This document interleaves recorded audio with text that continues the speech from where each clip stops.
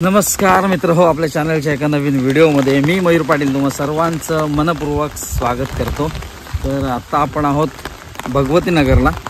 भगवती नगर हे निवंडीमध्ये येते, गणपतीपुळे गावाच्या बाजूचं हे गाव आहे आणि तिथे आपण थोडंसं कामानिमित्त आलो होतो। आपल्याकडे ना टू व्हीलर आहे ना फोर व्हीलर, तर आता आपण एक प्रवास चालत बघूया, कोण मिळालं तर जाणार, नाही तर मग चालत प्रवास करायचं ठरलंय। आणि हे भगवती नगरच्या आई भगवतीचं मंदिर आणि संपूर्ण हिरवागार परिसर, कारण पाऊस पडतोय, 4-5 दिवस मुसळधार पाऊस पडतोय आणि मुसळधार पावसाने हरित झालेली ही सृष्टी। तर चला बघूया। माझा मित्र मनोजला कॉल केला होता मी, तर तो मनोज म्हणाला मी इथे मंदिरात आहे, तर सोमेश्वर मंदिरात, शंकराचं मंदिर आहे, जिथे आपण एक्क्यासाठी आलो होतो, भजनासाठी आलो होतो, त्या मंदिरात आता आपण जातोय।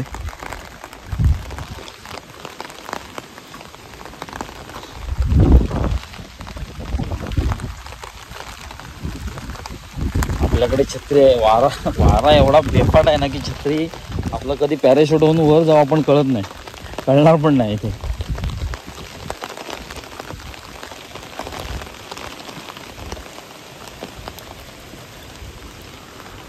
आणि इथे ओढा आहे, ओढ्याला पाणी कमी होतं, पण मुसळधार पावसाने या ओढ्याला देखील भरपूर पाणी आलेलं आहे।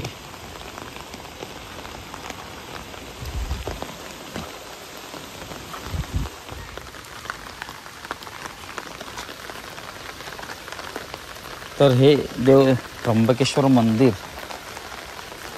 पुरातन मंदिर आहे आणि बाजूला शाळा देखील आहे आणि आपल्या भाईची युनिकॉर्न दिसलेली आहे।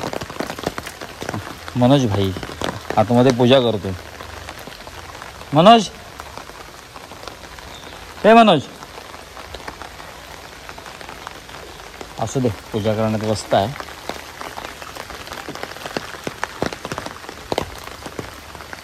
जिल्हा परिषद पूर्ण प्राथमिक शाळा निवंडी खालची, भगवती नगर, तालुका जिल्हा रत्नागिरी।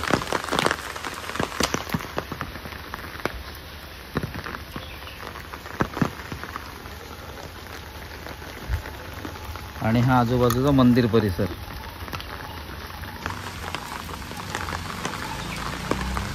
इथे दीपस्तंभ आणि या मंदिराचं एक वैशिष्ट्य आपल्याला बघायला मिळत आहे, नंदी मंदिराच्या बाहेर आहे, हे मंदिर आहे आणि मंदिराच्या समोरच हा नंदी बाहेर आहे।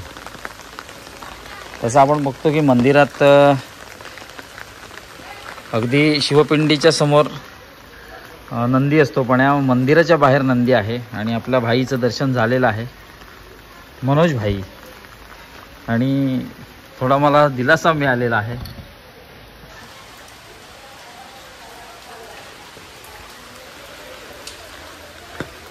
झाली का रे पूजा?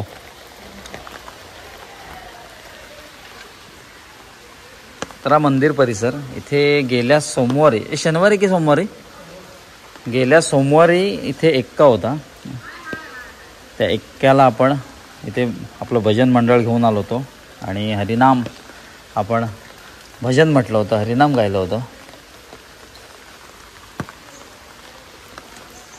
त्र्यंबकेश्वर मंदिर।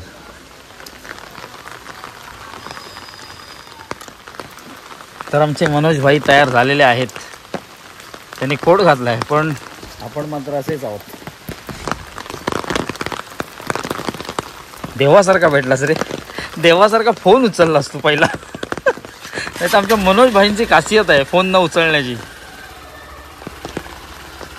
चला, असं वाटलं होतं की आपण चालत जाऊ, पण चालत न जाता मनोजच्या गाडीने, बाईकने जाऊया।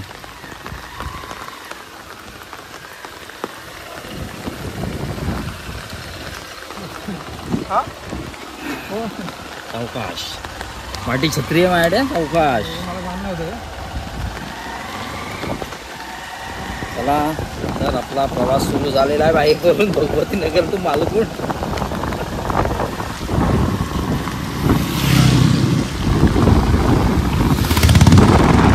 हळू चल, पंचायत होते, पंचायत।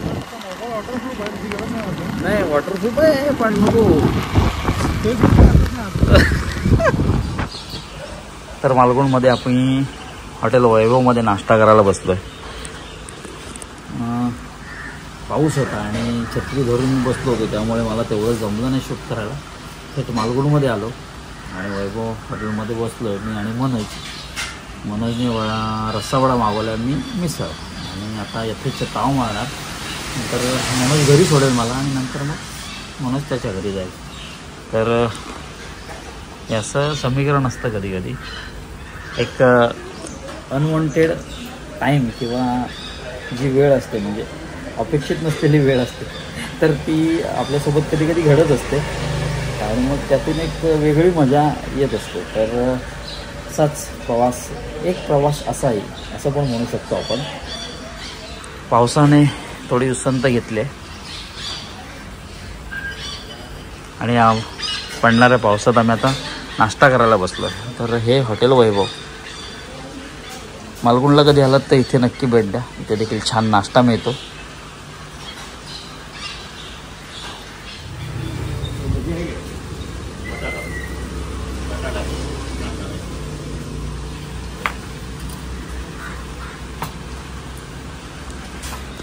तर मिसळ आणि रस्सावडा आपल्या आलेले आहेत इथे. तर मिसळची थोडीशी मांडणी आहे, ते पाव आहेत आणि ते रस्सावडा, रस्सा आणि हा वडा आणि सोबत कांदा आहे, लिंबू. इथे मिसळ, लिंबू आहे. चला आता आपण मिसळ आणि रस्सावड्यावर ताव मारूया. हे भाई सुरुवात करता. तर मिसळ अशी सर्व मिश्रित करून आपण घेतलेली आहे आणि त्यानंतर आता आपण मिसळीवर यथेच्छ ताव मारणार आहोत. चला, तिकडे मनोज आहे, इकडे मी.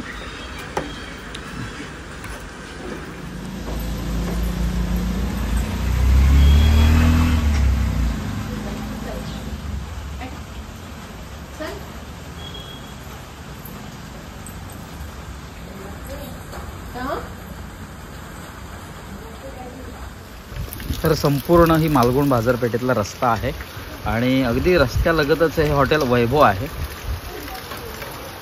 तर इथेच आम्ही आता नाश्ता केला.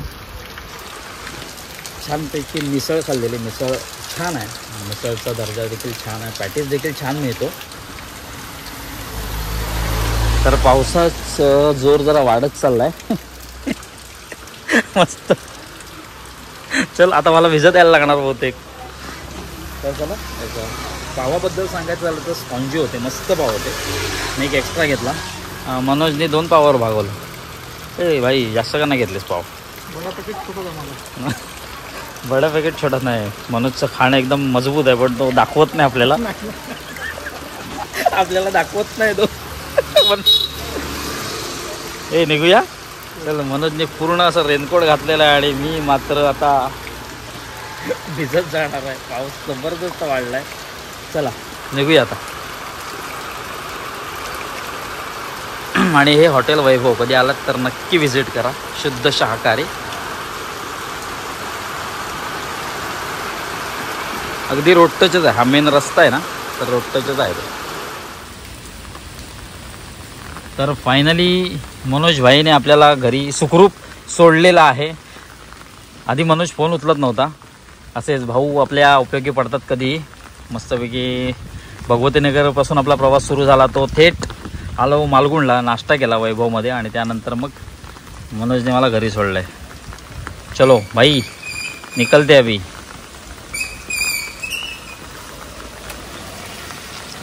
आल्याबद्दल धन्यवाद तर मी देणार नाही, कारण मित्राला थँक्स आणि सॉरी बोलायचं नसतं.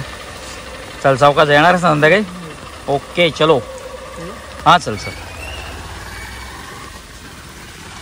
चला, तर छानपैकी प्रवास होता. एक अनपेक्षित ट्रिप झाली. भगवतीनगरला गेलो होतो आणि त्यानंतर मग आपण चालतच येणार होतो, पण नशीब मनोज आधी फोन उचलत नव्हता, नंतर मग उचलला आणि त्यानंतर मग एक अचानक भयानक व्हिडिओला सुरुवात झाली. आणि असंच काहीतरी विषय कसा असतो, हे अनपेक्षित प्रसंग आपल्या आयुष्यात येत असतात आणि आपण त्याला कसे सामोरे जातो हे महत्त्वाचं आहे. आणि एक मजेदार गमतीदार प्रसंग नेहमीच घडत असतात. तर असो व्हिडिओमध्ये आता तात्पुरता निरोप घ्यायची वेळ झालेली आहे. भेटू नवीन व्हिडिओत एक नवीन काहीतरी घेऊन. तोपर्यंत बाय बाय.